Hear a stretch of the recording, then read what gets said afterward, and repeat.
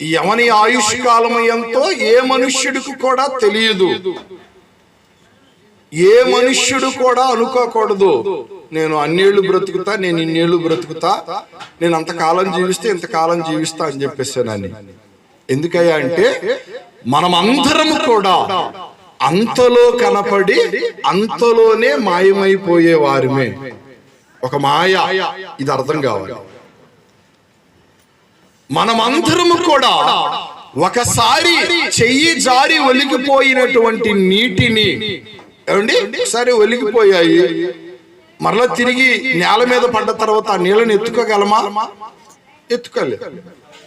అలాంటి వారమే. ఏమండి, త్రాసు మీద ధూళి లాంటి వారమే.